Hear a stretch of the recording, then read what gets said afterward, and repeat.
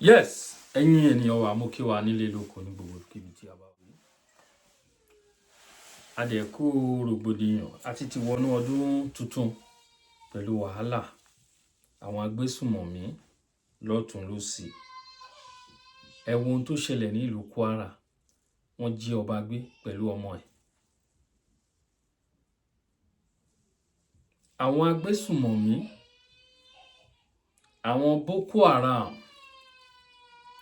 àwọn agbénipa, àwọn apanilẹ́kúnjayé, àwọn ẹni òfò, ẹni àdánù, àwọn Fúlàní, àwọn darandaran. Wọ́n jí ọba aládé gbé ní ìlú Kwara. Wọ́n ń béèrè fún 450 million. 450 million. Ó ní àwọn Fúlàní òun ń béèrè. Ẹ sọ fún mi. Kí wọ́n ta gbogbo ìlú yẹn, gbogbo nǹkan tó ń bẹ nínú ìlú yẹn kí wọ́n ta. Ǹjẹ́ wọ́n lè rí owó yẹn kó sílẹ̀? Ǹjẹ́ wọ́n lè rí owó yẹn kó sílẹ̀? That is the question tá à ń béèrè lọ́wọ́lọ́wọ́. Ó jọ bíi pé ṣe rí pé ní last time nígbà tó ń kidnap àwọn èèyàn nínú church, wọ́n pa àwọn tó fẹ́ pa, wọ́n kó àwọn tó fẹ́ kó lọ. Ṣàlàkọ̀dédé rí pé wọ́n kọ̀ fún mọ́tò wọn ti kó wọn wá. Wọ́n náà ti rescue wọn. Báwo ló ṣe ṣẹlẹ̀? Títí dè ní àgbọ̀ anything. Ṣé ìjọba Abdulrasaq ní ìlú Kwara, ṣé wọ́n sọ ransom fún àwọn agbésùmọ̀mí yìí ni? Èlé ni wọ́n sọ fún wọn. Torí èmi ò tẹ̀ wá follow up mọ́ ẹ̀yin ènìyàn ní comment section. Èló ni wọ́n sọ? Ẹnikẹ́ni tó bá mọ̀ bẹ́ẹ̀ lè jẹ́ ká mọ̀. Tèmi ò mọ̀. Ó dà pé mi ò mọ̀, I don't know. Èló ni wọ́n sọ? Báwo ló ṣe ṣẹlẹ̀?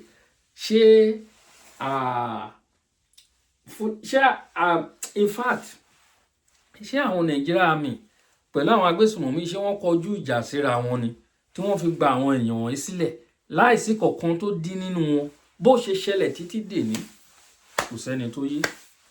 Bí gbogbo kíní ṣe ṣẹlẹ̀ títí dèní kò sẹ́ni tó yé o. Kò sẹ́ni tó yé. Ẹ̀yin ènìyàn wa, ó tojú sún wa. Ẹ wòye tá a ti jí bẹ̀rẹ̀ nínú ọdún yìí. Wàhálà ti bẹ̀rẹ̀. Àti ti bẹ̀rẹ̀ nínú ọdún yìí pẹ̀lú wàhálà. Ṣàṣàní state tí wọ́n ti fọwọ́ bà. Ẹ lọ wo orí social media, ẹ lọ wo orí news. Just go to your Google and type Nigeria News, Daily Post. Type Daily Post to your Google lórí laptop ẹ àbí lórí fóònù ẹ. Kẹ́ máa wo àwọn headline. Mo fi hàn wá ní fídíò tí mo jù tó ń sìn níbi tí àwọn Plateau State níbi tó ti ń pariwo nínú ọdún táwa. General, today is the 2nd of this month. Ẹ lọ wo àwọn headline kidnappers kí wọ́n pa àwọn mélòó kan o, wọ́n ṣe kíní kan, òun ló kún gbogbo orí social media títí tí náà. Kí ló dé? Kí ló dé?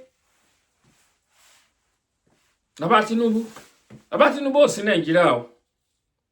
Wọ́n ti fò lọ. A ò mọ bí tó tiẹ̀ wá ń sìn. I don't know.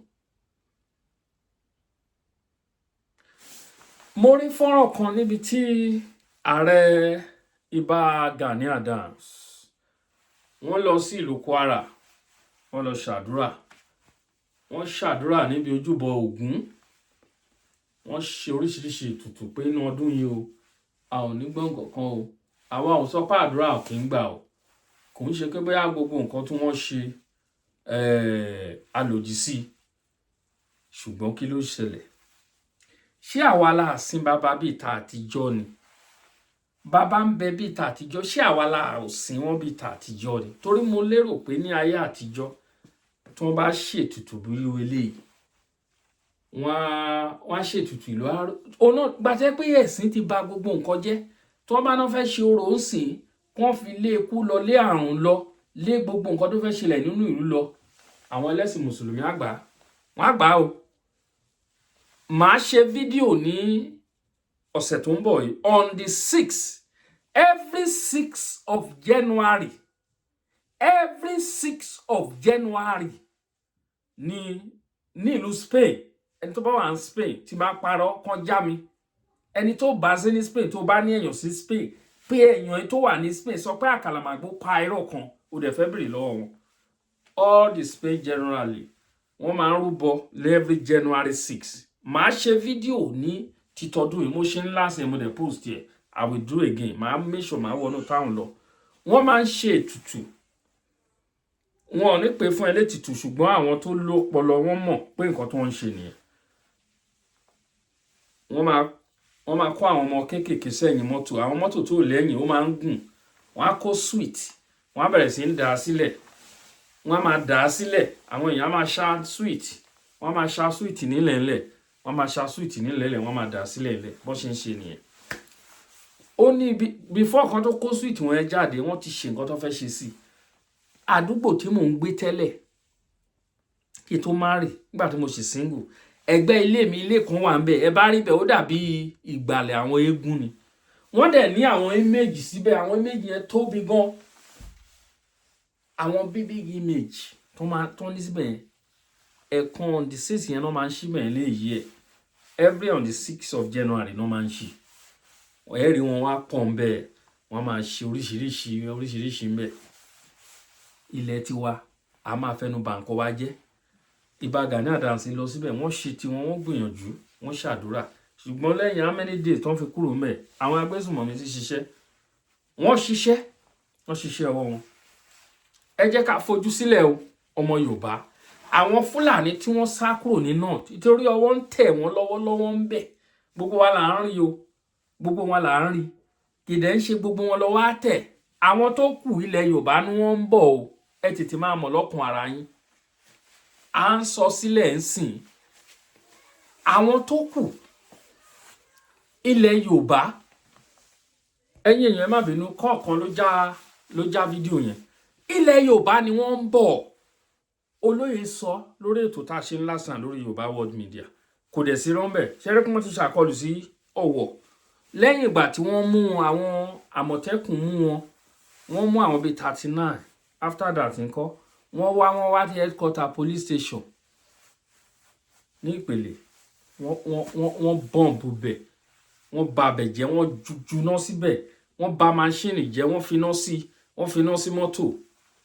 ẹ jẹ́ ká fojú ní ọdún tá a wà yìí kò yẹ kí we need to put a stop to this ní ilẹ̀ Yorùbá a gbọ́dọ̀ mú ojútùú ara wa a gbọ́dọ̀ mú òpin sí gbogbo nọ́sẹ̀nsì tó ń lọ yìí ní orí àwọn Fúlàní a gbọ́dọ̀ fi òpin sí òpin gbọ́dọ̀ dé bá Fúlàní panipani wọ̀nyí òpin gbọ́dọ̀ dé bá wọn òpin gbọ́dọ̀ dé bá a lè continue láti máa pariwo bílẹ̀ ẹ gbà wá sí a fẹ́ kúrò nínú Nàìjíríà ẹ fi Nàìjíríà sílẹ̀ fún àwọn Gúnmi Nàìjíríà belong to Gúnmi àti àwọn fámìlì ẹ fi Nàìjíríà sílẹ̀ fún wọn ẹ jẹ́ káwọn ọmọ Yorùbá ká mójútó ọ̀rọ̀ ara wa àwọn ènìyàn wa tó wà ní Kogi àwọn èèyàn wa tó wà ní Kwara we need to help them this killing is too tẹ́ bá fẹ́ sọ̀rọ̀ killing ní north ẹ rí pé north central Kogi Kwara iná ni wọ́n forí sí Kogi Kwara state ibẹ̀ ni wọ́n máa ṣàkọlù sí gbogbo gbà àwọn èèyàn wa ni wọ́n target àwọn èèyàn wa òun làwọn people in target mo rí headline kan lánàá kí tó máa save another thing come up my mind mo kọ mi mo gbà tí mo scroll down tí mi ò rí kíní mo dẹ̀ mú ọ̀pọ̀lọpọ̀ àwọn èèyàn rí àwọn Fúlàní wọ́n sọ pé àwọn fẹ́ máa kọlù àwọn Kristẹni yes I forget the way they put it but nǹkan tó dá lé lórí náà nìyẹn òun náà mo sọ yẹn Christian òun làwọn people wọ́n ní ẹni tó bá kọ̀ yes wọ́n ní ẹni tó bá kọ̀ láti ṣe mùsùlùmí pé àwọn á máa pa á ni ẹ̀dẹ̀ ń sọ pé mo rí àwọn ọmọ mùsùlùmí kan wọ́n kóra wọn jọ sórí TikTok wọ́n ní irọ́ nípa àwọn ọmọ kìrìsìtẹ́nì àwọn ló ń pa àwọn èèyàn pé irọ́ ni pé kì í ṣe mùsùlùmí eléyìí ò rújú rárá kò sí tó kàn mí o kìrìsìtẹ́nì ni o mùsùlùmí ni wọ́n jẹ́ o ṣùgbọ́n irọ́ ni gbogbo ẹ̀ wọ́n fẹ́ Islam Nàìjíríà ní ó ti pẹ́ ta ti ń sọ àti ń pariwo ọ̀rọ̀ yìí tipẹ́tipẹ́ kì í ṣọ̀rọ̀ ìní láti ń pariwo ẹ̀ pé the Fulani agenda this is Fulani agenda wọ́n fẹ́ Islam Nàìjíríà wọ́n fẹ́ sọ Nàìjíríà di one nation wọ́n fẹ́ sọ Nàìjíríà di one country wọ́n fẹ́ sọ Nàìjíríà di wọ́n fẹ́ sọ di Islamic country tí ò dẹ̀ lè possible, kò lè possible. Ilẹ̀ Nàìjíríà ń ṣe ilẹ̀ mùsùlùmí. Àtọ̀hún èdè àwọn religion wọ̀nyí wọ́n gbé wá fún wa ni, kò ń ṣe ẹ̀sìn wa. Ilẹ̀ Yorùbá àwa ti wà kí Nàìjíríà tó wà, so therefore wọn lè impose any religion sí wa lórí. Àwa ò gbà, a fẹ́ dá dúró. That is our aim. Gbogbo killings wọ̀nyí enough. Ẹbọ lẹ́ni kí gbogbo Kwara kan bọ́nà ti fẹ́ rí owó yìí 450 million ẹjọ́ bọ́nà ti fẹ́ rí, ìbọnà ti fẹ́ rí. Enough is enough. Ọmọ Yorùbá ẹ jẹ́ ká dìde o, ẹ jẹ́ ká dìde, ẹ jẹ́ ká dìde. A ti ń pariwo láti 6-7 years ago. A sì rí àwọn ọba, wọ́n ní àwọn ọba kan kóra wọn jọ, wọ́n lọ ń ṣètùtù pé kí Donald Trump máa wá sí Nàìjíríà. Ojú gbà mí tì. Táwọn ọba kan lọ ń gbé ètùtù pé kí Donald Trump máa wá, ẹjọ́. Tí Donald Trump tó bá wá, ta lẹ fẹ́ kó wá? Ẹ̀yin ibi tẹ́ ọpọlọ yín ò sí ni wípé before kí Donald Trump tó máa sọ pé òun bọ̀, Donald Trump ti already wà Nàìjíríà. Wọ́n ti wà ní Nàìjíríà before kan tó máa sọ fún yín pé àwọn ń bọ̀. Ẹ ti dá nǹkan kan mọ̀. Àti gbogbo ẹ̀yin tí ẹ ń ṣagbódegbà nílẹ̀ Yorùbá, àṣírí yín ò ní bò. Gbogbo ẹ̀yin tí ẹ ń náwó sí ìpànìyàn yìí ní one way or another, àṣírí yín ò ní bò. Àdúrà mi fún yín nìyẹn ní lọ́jọ́ kejì ọdún tá wà yìí. Bẹ́ẹ̀ ni ẹ ní rí òpin ọdún yìí láyọ̀. Bẹ́ẹ̀ ni àwọn alálẹ̀ ti fàṣẹ sí o. Akalamago TV, ẹ bá wa share. Thank you.